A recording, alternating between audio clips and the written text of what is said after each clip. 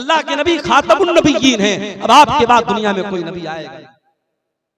और इसीलिए आप देखिए कि अल्लाह के रसूल की जिंदगी में एक बहुत खतरनाक रस्म और रिवाज थी। किसी ने अगर किसी बच्चे को पाल लिया तो वो उसका सगा बाप माना जाता था। अभी मेरे पास एक साहब का कॉल आया कि मैंने बेटे को पाला है, मुझे औलाद नहीं हो रही थी, बच्चे को पाला है, तो ये तो पता है कि बच्चे के बाप की जगह जब निकाह पढ़ा जाएगा तो मेरा नाम नहीं बल्कि उसके बच्चे के बाप का नाम लिया जाएगा। लेकिन मैं ये पूछना चाह रहा था कि आधार कार्ड बनवाना है, पैन कार्ड बनवाना है, क्या उस पर मैं अपना नाम दे सकता हूं? मैंने कहा भाई ये देख लो, आप अगर टेक्निकल मजबूरी है, आधार में अगर आप अपना नाम ही दे सकते हैं, बच्चे के ओरिजिनल बाप का नाम नहीं दे सकते, मजबूरी है तो अलग बात है। शरीयत तो यही कहती है कि आपको ओरिजिनल बाप का नाम देना पड़ेगा। बच्चे को पाल लेने से आप बच्चे के बाप नहीं बन जाते, शरीयत का कायदा तो यही है।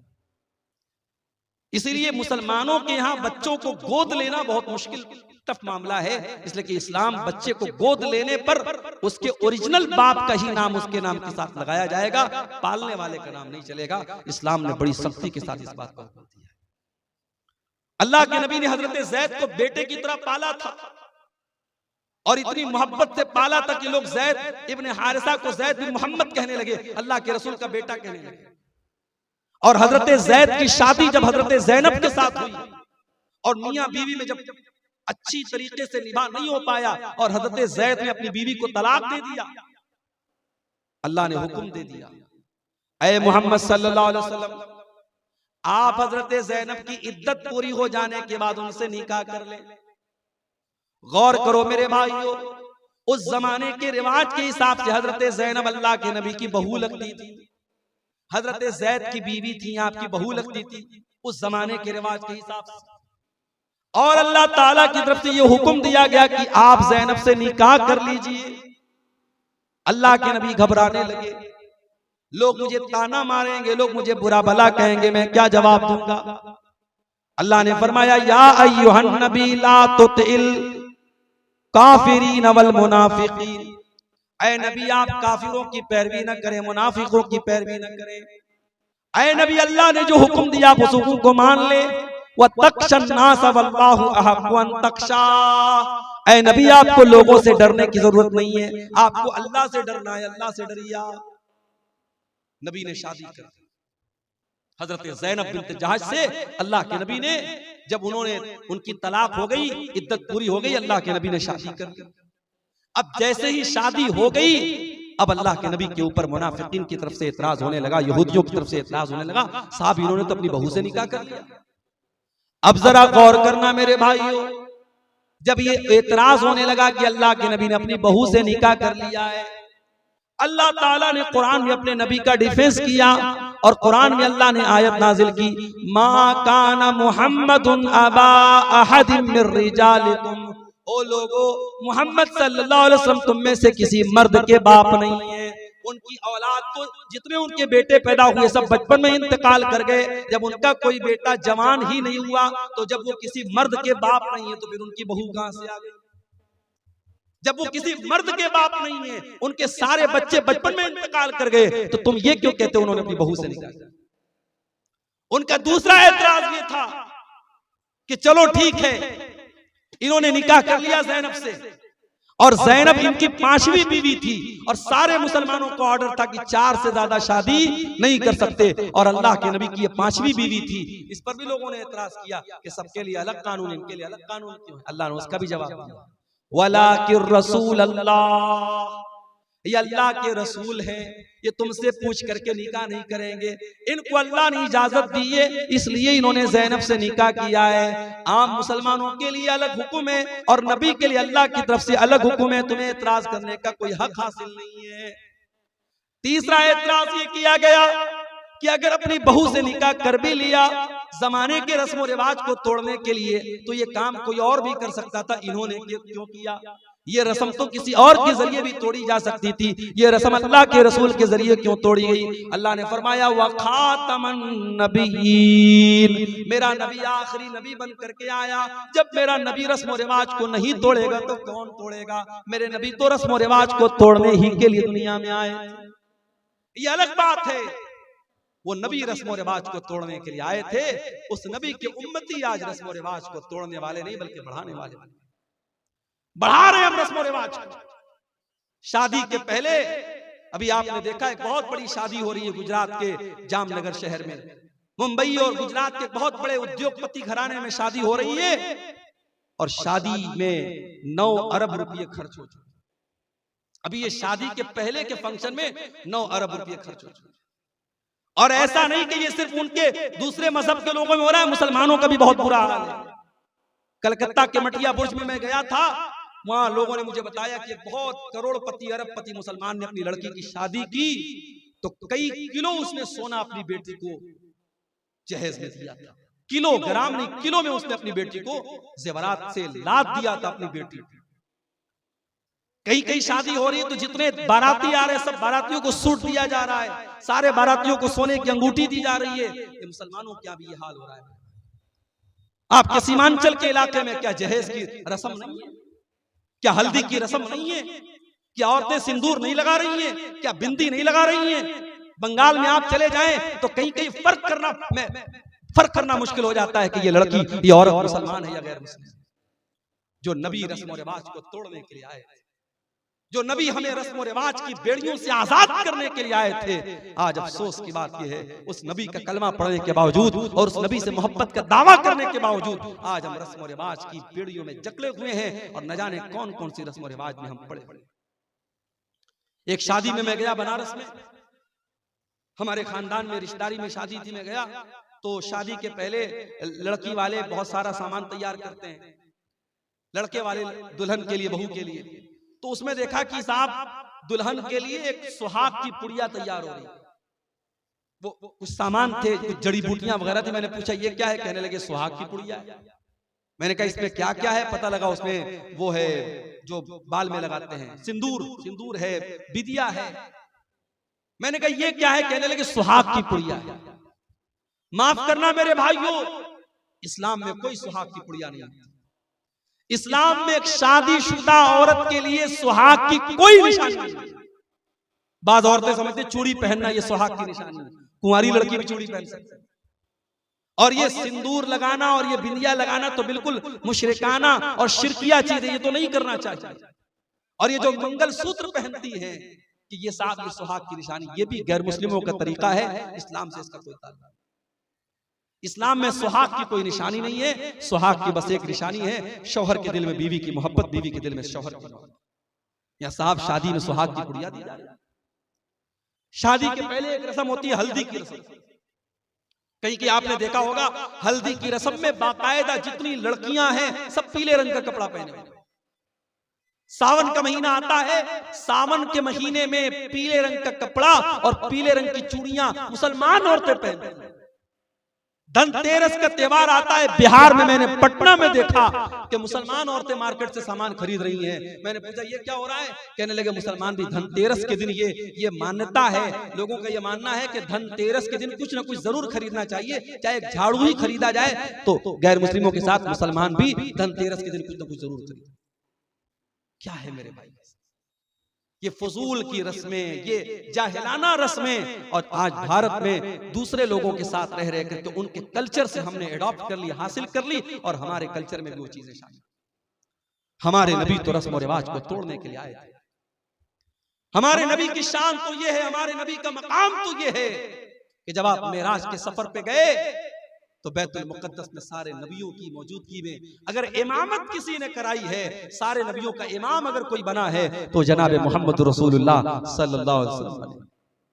सारे नबियों को आपने नमाज पढ़ाई और जब आप दुनिया में तशरीफ लाए और आपने मक्का के काफिरों को बताया कि मैं रातों रात मैं खाने काबा से मस्जिद अक्सा तक गया और वहां से मैंने सातों आसमान की सैर की, तो मक्का के काफिरों ने कहा कि ऐ मोहम्मद हम तुम्हारी बात को कैसे सच मान लें? जो सफर करने में हमको 2 महीना लगता है तुम कह रहे हो तुम रातों रात हो करके चले, हम कैसे मान लें? तो कुछ काफिरों ने अल्लाह के नबी का इम्तिहान लेने के लिए कहा कि ऐ मोहम्मद ये बताओ कि तुम बैतुल मुकद्दस गए थे? आपने कहा गए थे। कहा तुमने देखा था? कहां देखा था? कहा अच्छा ये बताओ बैतुल मुकद्दस में कितने दरवाजे, कितनी खिड़कियां हैं, कितने रोशनदान हैं? बैतुल मुक़द्दस के पूरब में क्या है, उसके पश्चिम में क्या है, उसके उत्तर में क्या है, उसके दक्षिण में क्या है, उसमें कितने दरवाजे हैं। अब जाहिर है आपके गांव में मैं पहली मर्तबा आया हूं और आप मुझे अपनी मस्जिद में नमाज पढ़ने के बाद जलसे में लेके चले आए और फिर उसके बाद मैं 1 साल के बाद आपसे मिलूं या 1 महीने के बाद आपसे मिलूं और आप क्या मौलाना साहब आप सोरा डांगी आए थे, हमारी मस्जिद में आप आए थे, बताइए मस्जिद में खंबे कितने थे, मस्जिद में पंखे कितने थे, मैं कैसे बता पाऊंगा। मैं मस्जिद में पंखे गिनने थोड़ी गया था, मैं खंबा गिनने थोड़ी गया था, मैं नमाज पढ़ने गया था, चला आया। मक्का के काफिरों ने अल्लाह के नबी से ऐसे सवालात करने शुरू। अल्लाह के नबी फरमाते मैं बहुत परेशान हो गया कि मैं इनके सवालों का क्या जवाब, अगर जवाब नहीं देता हूं तो ये मुझे झूठा बना देंगे कि साहब ये तो झूठ बोल रहे हैं, और जवाब मैं दूं तो कैसे दूं, मुझको तो याद भी नहीं है। तो अल्लाह तबारक व तआला ने दुनिया का पहला वीडियो अल्लाह के नबी के सामने लाकर, अल्लाह के नबी फरमाते हैं कि बैतुल मुक़द्दस का पूरा वीडियो, मैं वीडियो अपनी ज़बान में कह रहा हूं, अल्लाह के नबी ने फरमाया कि बैतुल मुक़द्दस का पूरा व्यू, पूरा मंजर मेरे सामने रख दिया गया और जो जो वो सवाल करते थे बैतुल मुक़द्दस का वो मंजर अल्लाह ताला मेरे सामने ले आता था। वो पूछते थे कितने दरवाजे हैं, मैं गिन के बता देता था इतने दरवाजे। वो पूछते थे कितने खंबे हैं, मैं गिन के बता देता था इतने खंबे। ये हमारे नबी की शान है मेरे। हमारे नबी तो वो नबी हैं जो दुनिया में पत्थर खाते हैं, जो दुनिया में जुल्म सहते हैं, किसके लिए, हमारी और आपके। वो नबी मानवता को बचाने के लिए, इंसानियत को बचाने के लिए आए थे। वो नबी इंसानियत के मोहसिन थे मेरे प्यारे साथ। हमारी और आपकी जिंदगी का मकसद है अपने बच्चों के लिए मेहनत करना, अच्छा मकान बनाना, बैंक में सेविंग करना, प्रॉपर्टी खरीदना, अपने बच्चों को अच्छा फ्यूचर देना। मेरे नबी का मिशन क्या था, मेरे नबी का मिशन सिर्फ एक था, फलअल्लका बाकिउन नफ्सका अला आसारिहिम इल्लम युमिनू बिहाज़ल हदीस यसफा। ऐ नबी आपको लोगों के ईमान लाने की इतनी चिंता, इतनी फिक्र है कहीं आप अपनी जान न दे दें। ऐ नबी लोगों के ईमान लाने की चिंता में कहीं अपनी जान न दे दे, आपको इतनी फिक्र है लोगों के ईमान लाने। आपने ताइफ में पत्थर भी खाए, आपने मक्का से ताइफ का 100 किलोमीटर का सफर पैदल तय किया है। आप ताइफ गए, ताइफ के लोगों ने आपका कलमा नहीं पढ़ा बल्कि आपके दुश्मन बन गए। आपके ऊपर ईमान लाना तो बड़ी दूर की बात है, उन्होंने आपका मजाक उड़ाया। आप जब ताइफ से निकल करके जाने लगे, ताइफ के उन लोगों ने अल्लाह के नबी के ऊपर पत्थर बरसाए। मेरे नबी के जिस्म के ऊपर इतने पत्थर बरसाए गए, आपके जिस्म से खून बहने लगा और खून बह बह करके आपके जूते में जम गया। मेरे प्यारे भाइयों, उस नबी ने पत्थर भी खाए हैं तो हमारे और आपके लिए खाए हैं। वो नबी हमारे और आपके लिए मोहसिन बन करके आए थे। इसीलिए अल्लाह ताला कुरान करीम में कहता है वमा अरसलनाका इल्ला रहमतल लिल आलमीन। ओ लोगो, हमने तुमको वो नबी दिया है जो सारी कायनात के लिए रहमत बन करके आए थे, रहमत बन करके आए। और ये मत समझो कि नबी सिर्फ इंसानों के लिए रहमत बन करके आए, नबी तो जानवरों के लिए भी रहमत बन करके आए। अभी खेरिया हाट से हम गुजरे, हमारे एक भाई ने कहा मौलाना साहब यहाँ मवेशियों की मार्केट लगती है और जो जानवर को जो बेचने वाले होते हैं बड़ा जुल्म करते हैं जानवरों के साथ। वल्लाह जब हम ये सुनते हैं तो तकलीफ होती है। हमारे नबी ने जानवरों के साथ भी जुल्म करने की तालीम दी। अरे जिस नबी के उम्मती जानवर के साथ जुल्म नहीं कर सकते, उस नबी के उम्मती आतंकवादी और दहशतगर्द कैसे हो सकते? मेरे नबी ने तो एक बकरे को ज़बह करने के टाइम भी हुक्म दिया है कि बकरे को ज़बह करने के टाइम छुरी तेज कर लो, बकरे के सामने छुरी मत तेज करो ताकि उसको डबल डबल तकलीफ न हो। जानवर को ज़बह करना है, हलाल करना है, अल्लाह ने उसको हमारे लिए हलाल बनाया है, उसका गोश्त हम खाएंगे, मगर उसको हलाल करने का, ज़बह करने का भी तरीका बताया है अल्लाह के नबी ने, उसमें तरीका ऐसा बताया उसको तकलीफ न। और आज मेडिकल साइंस भी ये कहती है कि जो झटके से जानवर को मारते हैं, कभी आप YouTube पर देखिए, जो झटके से जो मारा जाता है और गर्दन के ऊपर ऐसे जो है वो जो चापड़ होता है और उससे मारते हैं, तो वो जो तरीका जानवर को मारने का होता है और जो इस्लाम का तरीका है गले पर छुरी चलाने का, दोनों में बहुत फर्क है। और इस्लामी तरीके में जानवर की जान फौरन निकल जाती है, उसको तकलीफ नहीं। जानवरों के साथ भी अल्लाह के नबी ने रहम का बर्ताव करने को। सफर में आप जा रहे, अचानक एक जगह से चींटियों के पास से आप गुजरे, सहाबे किराम को चींटी काटने लगी, सहाबे किराम ने आग लगाई और चींटियों को जला दिया। अल्लाह के नबी को पता चला, अपने सहाबा को डांटा और आपने कहा कान खोल करके सुन लो, आग का अजाब आग का रब ही दे सकता है, आग का अजाब कोई और नहीं दे सकता। चींटी को भी जलाने का आपको अधिकार नहीं है, चींटी को जला नहीं सकता। उसी सफर में अल्लाह के नबी जा रहे थे, एक सहाबी ने एक लाल चिड़िया के बच्चों को ले लिया और लाल चिड़िया जब अपने घोंसले में आई, बच्चों को नहीं देखा, फड़फड़ाने लगी। अल्लाह के नबी की नजर चिड़िया के ऊपर पड़ी। आपने कहा इसके बच्चे को किसने छीना है? एक सहाबी ने कहा अल्लाह के नबी मैंने छीना है। आपने फरमाया जाओ उसके बच्चों को लौटा दो। एक चिड़िया को उसके बच्चे से जुदा करने की तालीम मोहम्मद रसूलुल्लाह ने नहीं दी है। जो एक चिड़िया को उसके बच्चों से दूर करने की तालीम नहीं दे सकते हैं, वो किसी माँ से उसके बच्चे को दूर करने की तालीम कैसे दे सकते हैं? अल्लाह के नबी फरमाते हैं, एक औरत ने बिल्ली को पकड़ा और बिल्ली को बांध दिया, कैद कर दिया, न खाने को देती थी न पीने को देती थी, यहां तक कि बिल्ली मर गई। अल्लाह के नबी फरमाते वो बुढ़िया जहन्नम में जाएगी। एक बिल्ली को बेवजह मारने की वजह से वो जहन्नम में जाएगी। दूसरी हदीस में अल्लाह के नबी फरमाते हैं, एक फाहिशा औरत ने, एक बदचलन औरत ने, जब वो कुएं से पानी निकाल रही थी, एक कुत्ता प्यास से मर रहा था, उसने अपने चमड़े के मोजे में पानी निकाला और कुत्ते को पिला दिया। उसके इस अमल की वजह से अल्लाह ताला ने उस फाहिशा औरत को बख्श दिया, उसको माफ कर दिया। ये मेरे नबी की रहमत है। जानवरों के साथ भी अच्छा सलूक करने की आपने तालीम, और जानवर ही नहीं, मेरे नबी तो बेजान चीजों के लिए भी रहमत बन करके आए। वो हदीस आपने सुनी होगी, अल्लाह के नबी खजूर के तने पर खड़े होकर खुतबा देते थे। एक औरत की नजर पड़ी, उसने देखा अल्लाह के नबी खजूर के तने पर खड़े होकर खुतबा देते हैं। उसने कहा ऐ अल्लाह के नबी हमें अच्छा नहीं लगता है, आप खजूर के तने पर खड़े होकर के खुतबा दे, हमें अच्छा नहीं लगता है। उस औरत का बेटा बढ़ई का काम करता था, उसने कहा अल्लाह के नबी मैं अपने बेटे से कह करके एक बेहतरीन मिंबर आपके लिए बनवा दूंगा। पता ये चला कि आपके उलमा और आपके रहनुमा अगर तकलीफ में और मुसीबत में हैं, तो आप ये मत कह के पल्ला झाड़ दीजिए कि साहब हमसे क्या मतलब है। अगर आपके उलमा को जरूरत है आपकी, तो आप उनकी मदद कीजिए।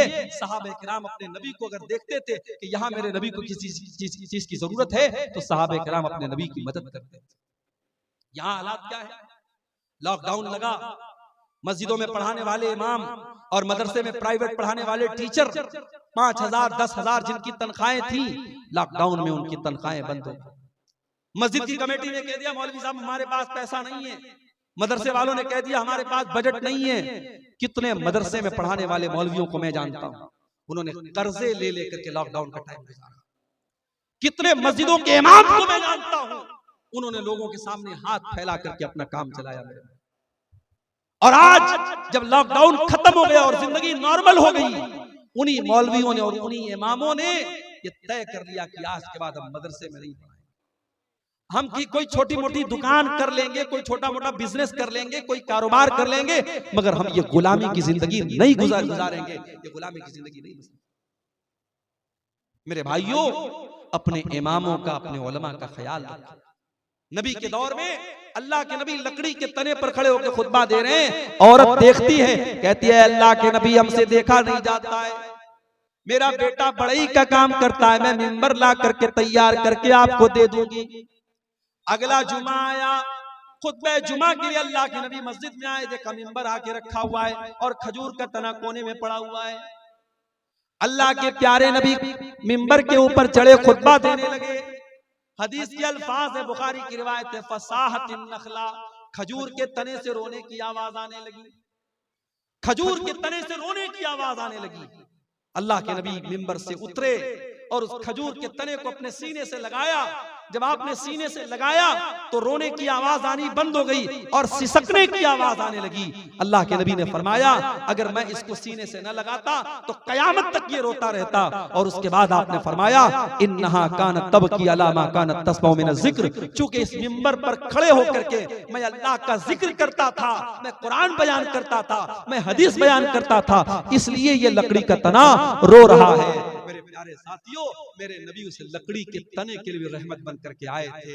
हम और आप इतने बड़े बदनसीब हैं कि आज उस नबी, जो नबी जिस नबी से लकड़ी का तना भी मोहब्बत करता था, हम इतने बड़े बदनसीब हैं कि उस नबी से का नाम तो हम लेते हैं, उस नबी से मोहब्बत का दम तो भरते हैं, मगर उस नबी की सुन्नतों से हम पीछे हैं, उस नबी के तरीके से हम पीछे हैं। न हमारी शादी ब्याह उस नबी के तरीके के मुताबिक है, न हमारा लेन देन उस नबी के तरीके के मुताबिक है, न हमारा अखलाक उस नबी के तरीके के मुताबिक है। हमारा नौजवान तो नौजवान 60-60 साल के बूढ़े जब सैलून में जाते हैं और सैलून में जाकर के अपनी दाढ़ी को मुड़ाते हैं और क्लीन शेव होते हैं, उन्हें शर्म आनी चाहिए, उन्हें गैरत आनी चाहिए और उन्हें सोचना चाहिए कि उनके नबी ने कहा था कि दाढ़ी को छोड़ दो, उनके नबी ने मना किया था कि दाढ़ी को मत छेड़ो, दाढ़ी को मत काटो, दाढ़ी को मत मूड़ो। जिस नबी ने दाढ़ी को छोड़ने का हुक्म दिया था, आज उस नबी के उम्मती सैलून में जाकर के दाढ़ी साफ करवा रहे हैं। जिस नबी ने सारी जिंदगी पाक दामनी की जिंदगी गुजारी थी, जो नबी इतने हयादार थे कि अल्लाह के नबी के बारे में सहाबा कहते हैं कि कुंवारी लड़की से भी ज्यादा आप शर्मीले थे।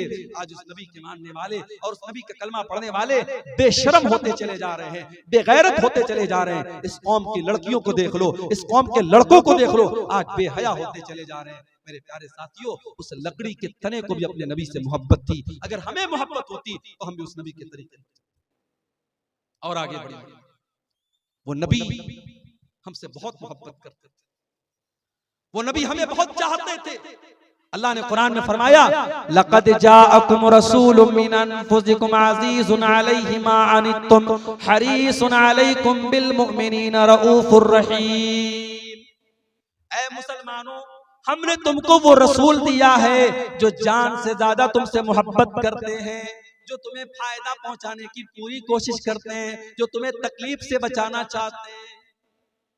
अल्लाह के नबी की सीरत में आप ये वाक़यात देखें। मिसवाक से आप कितनी मोहब्बत करते थे।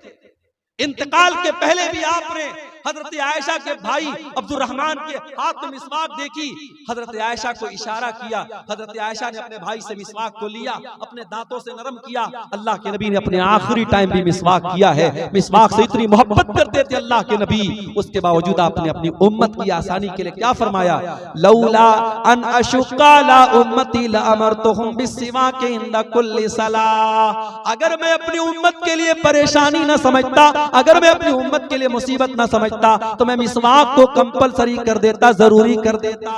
लेकिन अगर मैं मिसवाक को जरूरी कर देता, मेरी उम्मत परेशानी में पड़ जाती, इसलिए मिसवाक को आपने जरूरी करार दिया। तरावीह की नमाज को देखो मेरे भाइयों, पहले दिन अल्लाह के नबी ने तरावीह पढ़ाई तो थोड़े से साहब आए, दूसरे दिन आपने तरावीह पढ़ाई तो आधी मस्जिद भर गई, तीसरे दिन आपने तरावीह की नमाज पढ़ाई तो पूरी मस्जिद भर गई, चौथी रात आप नहीं आए, जब फजर की नमाज में आप आए, आपने फरमाया मैं जानबूझ करके नहीं आया।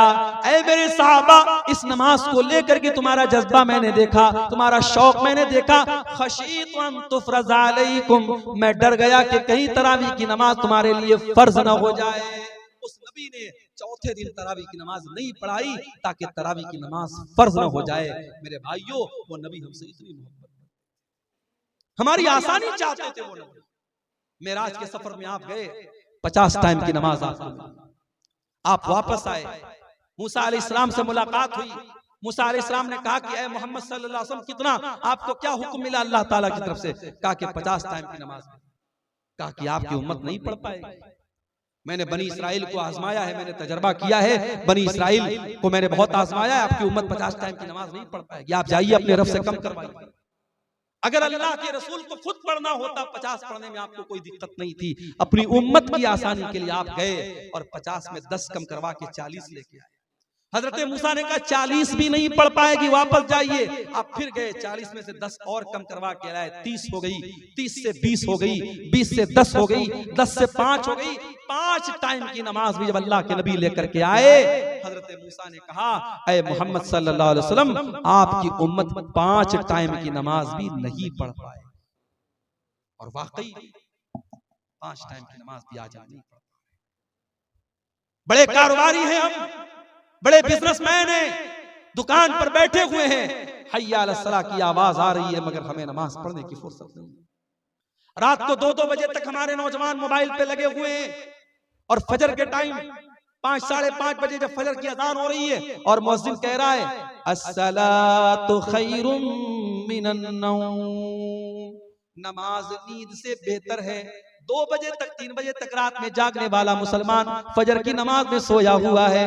मेरे प्यारे भाइयों, मूसा अलैहिस्सलाम को कितना बेहतरीन तजर्बा था अपनी कौम का। उन्होंने कहा आपकी उम्मत 5 टाइम की नमाज भी नहीं पढ़ पाए। माफ करना मेरे भाइयों, आपका बिजनेस और आपका कारोबार नमाज से बड़ा नहीं है। आप कारोबार भी कीजिए, आप बिजनेस भी कीजिए, लेकिन नमाज अपने टाइम पर पढ़िए। अल्लाह कुरान में कहता है रिजालुल ला तुल्हीहिम तिजारतुन वला बैउन अन जिक्रिल्लाहि व इकामिस सलाह। मेरे नेक बंदे वो हैं, मेरे मोमिन बंदे वो हैं, उनका कारोबार, उनका बिजनेस, उनकी तिजारत उनको नमाज से गाफिल नहीं करता है। वो कारोबार भी करते हैं, वो बिजनेस भी करते हैं, और नमाज का टाइम होता है तो नमाज पढ़ते हैं। यखाफून यौमन ततक़ल्लबु फ़ीहिल क़ुलूब वल अबसार, वो कयामत के दिन से डरते हैं, वो अल्लाह के अज़ाब से डरते हैं, वो पाबंदी से नमाज पढ़ते हैं। नमाज के सिलसिले में आप कोई ढिलाई मत कीजिए मेरे भाई। सऊदी अरब का एक वाक़या एक आलिम ने लिखा वहां के कि एक मर्तबा मैं फ्लाइट में सफर कर रहा था और मेरे साथ एक फौज का रिटायर कर्नल था जो पहले फौज में काम करता था, मेरे साथ वो बैठा। कहते मैंने फ्लाइट में सफर किया, फ्लाइट से हम लोग उतरे, एयरपोर्ट पर काफी देर तक हम बैठे थे, दूसरी फ्लाइट का इंतजार कर रहे थे। मैंने एक बात नोटिस की कि थोड़ी थोड़ी देर पर वो इंसान किसी को फोन करता है और कहता है कि बेटा आपने नमाज पढ़ लिया। बार बार जोहर का टाइम आया, बेटे से पूछ रहा है नमाज पढ़ लिया। असर का टाइम आया, बेटा पूछ रहा है नमाज पढ़ लिया। मैंने पूछा ये किससे आप बार बार पूछ रहे हैं? फौज का रिटायर कर्नल था सऊदी अरब का। उसने उस मौलाना को जवाब दिया कि हाँ, ये मैं अपने बेटे को कॉल करता हूँ और मैं हर नमाज के टाइम मेरा मामूल है अपने बेटे को कॉल करके पूछता हूँ कि तूने नमाज पढ़ी कि नहीं पढ़ी। तरबियत इसको कहते हैं।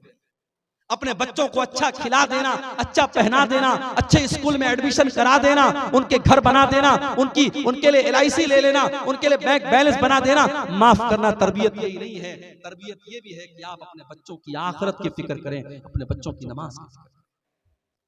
इसीलिए अल्लाह कुरान में कहता है वअमुर अहलका बिस्सलाति वस्तबिर अलैहा, खुद भी नमाज की पाबंदी करो और अपने बच्चों को नमाज का पाबंद बनाओ।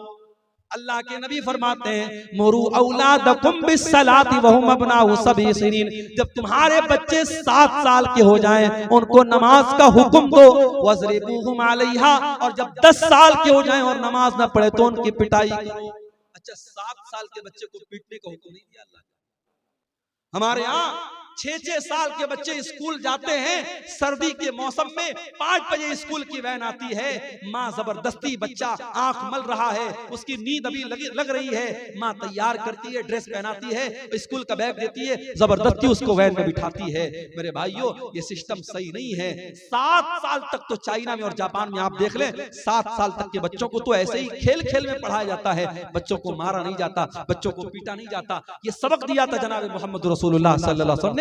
7 साल का बच्चा है, प्यार से समझाओ, मोहब्बत से समझाओ। हाँ, 10 साल का हो गया, अब उसके बिस्तर अलग कर दो। 10 साल का लड़का हो गया, 10 साल की लड़की हो गई, एक बिस्तर पे मत सुलाओ। 2 लड़के हैं, एक बिस्तर पे मत सुलाओ, बिस्तर अलग कर दो, चादर अलग कर दो, कंबल अलग कर दो। हमें बड़ी हैरत हो रही है साहब, 10 साल का लड़का हो गया तो क्या हो गया, हम बिस्तर क्यों अलग कर दें? इस्लाम वहां से शुरू होता है जहां से आपके सोचने की सरहदें खत्म हो जाती हैं। इस्लाम वहां से शुरू होता है। 10 साल का लड़का जो होता है समझदार होने लगता है, उसके अंदर फिजिकल चेंजेस आने लगते हैं। 10 साल की लड़की अब धीरे धीरे बालिग हो रही है। इस्लाम ने कितना पाकीज़ा मज़हब है, 10 साल का लड़का या लड़की हो जाए, इस्लाम कहता बिस्तर अलग कर दो, ताकि अब वो जवानी की तरफ जब बढ़े तो उनके दिल में कोई गलत ख्याल ना आए, और एक बिस्तर पे अगर सोएंगे तो उनके दिल में गलत ख्यालात पनप सकते हैं। इस्लाम ने बिस्तर को अलग करने का हुक्म दिया, और अल्लाह के नबी ने कहा 10 साल का बच्चा हो जाए और नमाज न पढ़े तो उसकी पिटाई। हमें वो नबी मिले हैं मेरे भाई, वो नबी मिले हैं जो हमसे इतनी मोहब्बत करते हैं, हमें ऐसी शरीयत दे करके गए, ऐसा दीन दे करके गए, उस दीन में कदम कदम पर हमारे लिए आसानी है मेरे। अभी हमने देखा दिल्ली के अंदर जो वाकया हुआ कि सड़क पर लोग नमाज पढ़ रहे हैं और पुलिस वाले ने अपने जूते से नमाजी को मारा। हमें बड़ा गुस्सा आया, बड़ा जलाल आया, मगर हम यहाँ पर एक बात ये भी कहेंगे, ये इस्लाम की तालीम नहीं है कि आप पब्लिक प्लेस में नमाज पढ़ें। अगर आपकी नमाजी ज्यादा हो रहे हैं, जुमा में 2 जमात आप कर ले, ईद में 2 जमात कर ले, सड़क पे आप नमाज ना पढ़ें। हम अपने मुसलमान भाइयों को ये समझाएंगे कि आपका सड़क पर नमाज पढ़ना सही नहीं है, लेकिन हम साथ में अपने सरकार से, हुकूमत से ये भी कहेंगे कि ये भारत में कानून एक होना चाहिए, 2 तरीके का कानून नहीं होना चाहिए। किसी मजहब के त्योहार तो खुलेआम सड़कों पर मनाए जाएं और त्योहार मनाने वालों पर फूलों की बारिश की जाए, और दूसरे मजहब का मुसलमान अगर हफ्ता में जुमा की एक नमाज पढ़ ले तो आपका पुलिस वाला उसे जूतों से मार रहा है। ये 2 तरीके के कानून नहीं चलेंगे। और अगर मान लो हालात कभी दुनिया में ऐसे आ जाएं, सारी मस्जिदें खत्म हो जाएं और सारे जितनी अल्लाह की मस्जिदें हैं सारी मस्जिदों को लोग ढा दे, गिरा दे, तब भी माफ करना नमाज बंद होने वाली नहीं। इसलिए कि अल्लाह के नबी फरमाते हैं 6 चीजें अल्लाह ताला ने मुझको ऐसी दी है जो किसी और नबी को नहीं दी गई। ओती तो सित्तन लम योतहुन्न आदुन कबली, 6 चीजें अल्लाह ताला ने स्पेशल मुझको दी जो किसी और नबी को नहीं दी। नंबर 1, ओती तो जवामी अल कलिम, अल्लाह ताला ने मुझको जवामी उल कलिम दिया है। अल्लाह के नबी की जुबान से छोटे छोटे जुमले निकला करते थे, लेकिन माना बहुत बड़ा बड़ा होता था। छोटी छोटी बातें, जैसे मिसाल के तौर पे अल्लाह के नबी ने फरमाया इन्नमल अमालु बिन्नियात, अमल का दारो मदार नियत पर। छोटी सी हदीस है लेकिन इसके माना और मतलब बहुत बड़ा बड़ा है। दूसरी चीज वह नुसिर तो भी रोबे मसीरत शहर, और मेरे दुश्मन के दिल पर मेरा रोबो दबदबा डाल दिया गया है। मेरा दुश्मन 1 महीने की दूरी पर भी अगर मुझसे हो, उसके दिल में मेरा रोबो दबदबा डाल दिया गया है। तीसरी चीज वजुइलत लियल अर्ज़ु मस्जिदन व तहूरा, और सारी की सारी जमीन मेरे लिए मस्जिद बना दी गई है। मुसलमान नमाज पढ़ने के लिए मस्जिद का मोहताज नहीं है। कहीं पर भी जंगल में चला जाए, पहाड़ पे चला जाए, दुनिया के किसी भी कोने में चला जाए, नमाज का टाइम हो गया, नमाज वो कहीं पर भी पढ़ सकता है। पाक साफ जगह होनी चाहिए। अगर पानी नहीं मिल रहा है उसके लिए सारी जमीन पाक बनाई गई, वो कहीं पर भी जमीन पर हाथ मार करके तयम्मुम कर सकता है। सारी जमीन उसके लिए पाक बनाई गई, सारी जमीन उसके लिए मस्जिद बनाई गई। ये हमारे इस्लाम की खासियत है। हमारा दीन बड़ा आसान दीन है। जाड़े का मौसम है, हमने मोजा पहना है, सफर में हम निकले हुए हैं, मोजा नहीं उतार रहे हैं। इस्लाम कहता कोई मसला नहीं, तुम्हें पैर धोने की जरूरत नहीं। वजू करके अगर आपने मोजा पहना है और सफर की हालत में आप हैं तो 3 दिन तक आप उसी मोजे को पहने रहिए और उस पर मसा कर लीजिए, पैर को धोने की जरूरत नहीं है। हाँ, अगर अपने घर में है तो 24 घंटे तक आप मसा कर सकते हैं। 24 घंटे के बाद आप मोजा उतार लीजिए, पैर धो के फिर से मोजा पहन लीजिए, वजू करके फिर से पहन लीजिए। आसानियां हैं हमारे लिए। सफर में हम निकले, अभी हमारे कटिहार के बाद आबाब हैं, कल हम लोग यहाँ से जुमा पढ़ के जामताड़ा गए थे, 350 किलोमीटर दूर गए थे, सफर में निकले हैं। नमाज का टाइम हुआ, हम 4 रकात वाली नमाज को 2 रकात पढ़े। सुन्नत पढ़ने की जरूरत नहीं है, फजर की सुन्नत पढ़ेंगे, बाकी कोई सुन्नत पढ़ने की जरूरत नहीं है। 4 रकात वाली को 2 रकात पढ़ेंगे, जोहर और असर को इकट्ठे पढ़ लेंगे, मगरिब और इशा को इकट्ठे पढ़ लेंगे। आसानियां हैं कदम कदम पर हमारी शरीयत में। मेरे प्यारे साथियों, यही बात है जो अल्लाह कुरान में कह रहा है, लक़द जाअकुम रसूलुम मिन अनफुसिकुम अज़ीज़ुन अलैहि मा अनित्तुम, हमने तुमको वो नबी दिया है जो तुम्हें जान से ज्यादा प्यार करता है। औरत प्रेग्नेंट है, रोजा रखेगी, बच्चे को तकलीफ पहुंचेगी, बच्चे को दूध पिला रही है, रोजा रखेगी, बच्चे को दूध नहीं पिला सकती है। इस्लाम कहता कोई मसला नहीं है, औरत बाद में रोजा पूरा कर लेगी, इस्लाम उसको कज़ा करने का और बाद में रोजा पूरा करने का हुक्म देता है। औरत पीरियड में है, उसकी कमजोरी का दिन है, उसकी बीमारी का दिन है, चिड़चिड़ापन रहता है, बदन में कमजोरी रहती है, ब्लड आता रहता है, दर्द होता रहता है। इस्लाम ने कहा कोई मसला नहीं, जितने दिन उसको पीरियड आ रहा है वो नमाज नहीं पढ़ेगी, रोजा नहीं रखेगी, रोजा बाद में पूरा करेगी। कदम कदम पर हमारी शरीयत में मेरे भाइयों आसानी रखी। वो नबी हमारी आसानी का बड़ा ख्याल रखते और वो नबी हमसे बहुत मोहब्बत करते थे। वो रातों को उठ करके हमारे लिए रोया करते थे।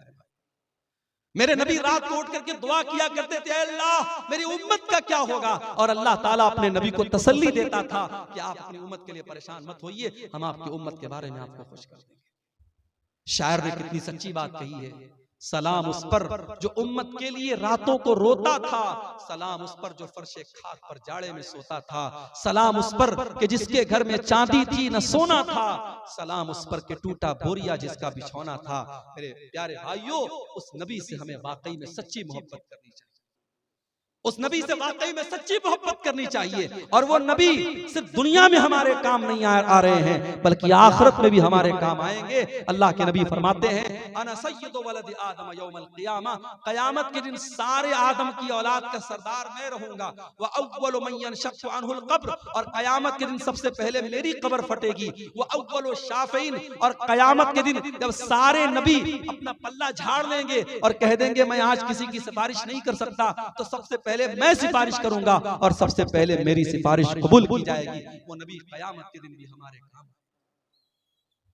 शायर कहता है, बरोज़े क़यामत बजुज़ नफ़सी नफ़सी, किसे याद आएगी असलम किसी की। बरोज़े क़यामत बजुज़ नफ़सी नफ़सी, किसे याद आएगी असलम किसी की। न भूलेंगे जिसको नबी ये मुकर्रम, वो उम्मत नहीं है तो फिर और क्या है। जुबां पर है नाते नबी ये मुकर्रम, ये उल्फत नहीं है तो फिर और क्या। वो नबी हमसे बड़ी मोहब्बत करते थे। अल्लाह के नबी फरमाते हैं कि अल्लाह ताला ने हर नबी को एक दुआ ऐसी दी जिसके कबूल करने की गारंटी ले ली, और हर नबी ने अपनी उस दुआ को दुनिया में मांग लिया। अल्लाह के नबी फरमाते हैं कि मैंने अपनी दुआ को संभाल के रखा। सारे नबियों ने अपनी दुआ को मांग लिया, लेकिन मैंने अपनी दुआ को संभाल के रखा है। किसके लिए? अपने लिए नहीं, अपने परिवार के लिए नहीं, अपने बच्चों के लिए नहीं। शफाअतन लि उम्मती यौमल क़ियामा, मैं क़यामत के दिन अपनी उम्मत के लिए सिफारिश करूंगा। क़यामत के दिन अपनी उम्मत के लिए अल्लाह से गिड़गिड़ा के माफी मांगूंगा। मेरे प्यारे साथियों, उस नबी की कदर करो, उस नबी से मोहब्बत करो, उस नबी की इत्तिबा करो, उस नबी की इताअत करो। और मेरे भाइयों, ये हमारे मौलाना तौहीद साहब ने एक पर्ची दी है, इस पे कुछ सवालात हैं, मैं इनको जवाब दे करके मैं बात खत्म करूंगा, क्योंकि हमारे एक बंगला मुकर्रर अभी मौजूद है और 3 बजने वाले हैं। मैं इन सवालों को मुख्तसर तौर पे जवाब दे के बात खत्म करता हूं। एक सवाल आया है, क्या अकीका के जानवर के लिए दता होना जरूरी है? जरूरी नहीं है, दता हो तो बेहतर है, लेकिन जानवर अकीका का जो है वो दता होना शर्त नहीं है। अगर बच्चा मरा हुआ पैदा हो तो उसका जनाजा पढ़ेंगे या नहीं, इस मसले में उलमा का इख्तिलाफ है। अल्लामा अलबानी की जो तहकीक है वो ये है कि चूंकि बच्चा जो होता है 4 महीने का जब हो जाता है 120 दिन का, तो उसके अंदर रूह डाल दी जाती है। माँ के पेट में बच्चा जब 4 महीने का होता है उसके अंदर रूह डाल दी जाती है। इसलिए 4 महीने के बाद जब भी वो पैदा होगा, अगर वो जनाजा पढ़ने, अगर वो गुस्ल देने लायक होगा तो गुस्ल देंगे और कफनाएंगे और जनाजा भी पढ़ेंगे। और यही बात ज्यादा मजबूत समझ में आती है दलील की रोशनी में। तो बेहतर यही कि उसका जनाजा पढ़ेंगे। अगर कोई नहीं पढ़ता है तो कोई गुनाह की बात नहीं है, लेकिन दलील की रोशनी में ज्यादा मजबूत बात यही है। क्या गैर मुस्लिम का रुपया मस्जिद में लगा सकते हैं? लगा सकते हैं, मगर एक शर्त है। अगर वो गैर मुस्लिम कोई ऐसा कारोबार करता है जो पूरा का पूरा हराम कारोबार है, तो वो पैसा फिर हम मस्जिद में नहीं लगाएंगे, उसको मना कर देंगे, भाई तुम्हारा पैसा हम नहीं ले सकते। लेकिन ऐसा बहुत कम होता है। गैर मुस्लिमों के यहाँ भी हलाल बिजनेस भी होते हैं, हराम बिजनेस भी होते हैं। तो अगर मिक्स आमदनी है तो हम वो ले सकते हैं। इसकी दलील क्या है? नबी के दौर में मक्का के काफिरों ने अल्लाह के घर को, खाने काबा को बनाया था आपस में चंदा करके, लेकिन वो लोग भी खाने काबा की बड़ी इज्जत करते थे, तो उन्होंने हलाल आमदनी से ही बनाया था। तो अल्लाह के नबी ने जब खाने काबा को फतह किया, तो आपने खाने काबा को ये कह के गिरा नहीं दिया कि वो उनकी आमदनी से बना है, उनके चंदे से बना है। आपने उस बिल्डिंग को बरकरार रखा। तो ये अमल इस बात की दलील है कि गैर मुस्लिम का चंदा भी हम ले सकते हैं। शर्त ये है कि उसकी आमदनी है हलाल आमदनी भी शामिल हो। अगर मुकम्मल हराम की आमदनी है तो फिर हम उसका चंदा नहीं देंगे। गाय या बैल का अकीका दे सकते हैं या नहीं? नहीं देना चाहिए, मुनासिब नहीं है। इसलिए कि अकीका के जानवर में जहां भी हदीस में जिक्र है, छोटे जानवर का जिक्र है। बाज़ उलमा ने बड़े जानवर को जायज करार दिया है, मगर दलील के एतबार से उसकी कोई मजबूत दलील नहीं मिलती। जहां पर भी हदीसों में जिक्र है, छोटे जानवर का जिक्र है। आप बकरा बकरी कर सकते हैं, भेड़ा भेड़ी कर सकते हैं, दुम्बा वगैरह कर सकते हैं, लेकिन बड़े जानवर का सबूत अकीका में नहीं मिलता है। क्या सरदार के पास फितरा जमा करके क्या करेंगे? इसको तकसीम करेंगे। देखिए, फितरा के सिलसिले में हदीस में सिर्फ इतना आता है कि हर मुसलमान पर, चाहे वो मर्द हो, चाहे वो औरत हो, चाहे वो बच्चा हो, चाहे वो जवान हो, फितरा फर्ज है। नबी के दौर में इसकी एक इज्तिमाई शक्ल होती थी, लोग अल्लाह के नबी के पास जमा करते थे और वहां से वो गरीबों को दिया जाता था। तो आज अगर आप वो शक्ल अपना रहे हैं, अपने सरदार के पास इकट्ठा कर रहे हैं और वहां से वो गरीबों को दिया जा रहा है, बहुत अच्छी बात है। हाँ, तो कोई हर्ज की बात नहीं, इसमें कोई दिक्कत की बात नहीं है, इज्तिमाई शक्ल में दिया जा सकता है। शर्त यह है कि उसका, देखिए ज़कात एक अलग चीज होती है, फितरा की रकम हम सिर्फ फुकरा और मसाकिन को दे सकते हैं। फितरा की रकम मस्जिद में नहीं दे सकते, फितरा की रकम से इमाम की तनख्वाह नहीं दे सकते, फितरा की रकम से किसी मौलवी को नजराना नहीं दे सकते। जो गरीब और फकीर और मिस्कीन लोग हैं उनकी जरूरतों को हम फितरा से पूरा कर सकते हैं और किसी मसरफ में उसको नहीं लगा सकते। कोई हर्ज की बात नहीं, अपने से बांट सकते हैं। क्या मैयत के नाम से इफ्तार करा सकते हैं? मैयत की तरफ से जो आम सदका और खैरात किया जाता है, तो बहुत सारे अहले इल्म ने ये कहा है कि इफ्तार भी एक तरीके से लोगों को खाना खिलाना है और वो भी एक तरीके से अगर हम किसी गरीब को खिला रहे तो सदका है, तो इस एतबार से मैयत की तरफ से भी हम इफ्तार करा सकते हैं। लेकिन बहरहाल इफ्तार चूंकि एक मखसूस इबादत है और मुस्तकिल तौर पर हमें कोई ऐसी दलील नहीं मिलती कि नबी के सहाबा ने अपने मरे हुए माँ बाप की तरफ से या रिश्तेदारों की तरफ से इफ्तार कराया हो, इसलिए इफ्तार जिंदे ही की तरफ से किया जाए। इंसान अपनी तरफ से करे तो बेहतर है। अपने मुर्दा लोगों की तरफ से अगर कुछ करना है तो गरीबों में पैसा बांट दे, गरीबों को खाना दे दे। इफ्तार कराने में जो है परहेज किया जाए तो ज्यादा बेहतर है। तो ये चंद बातें थी सीरत नबी के मौजू के ताल्लुक से। अल्लाह से हम दुआ करते हैं रब्बुल आलमीन हम सबको अपने नबी से सच्ची मोहब्बत करने की तौफीक अता फरमाए। जो बातें हमने सुनी हैं अल्लाह ताला उन पर अमल करने की तौफीक अता फरमाए। आमीन व आखिर दावाना अनिल हम्दुलिल्लाहि रब्बिल आलमीन। अस्सलामु अलैकुम व रहमतुल्लाह।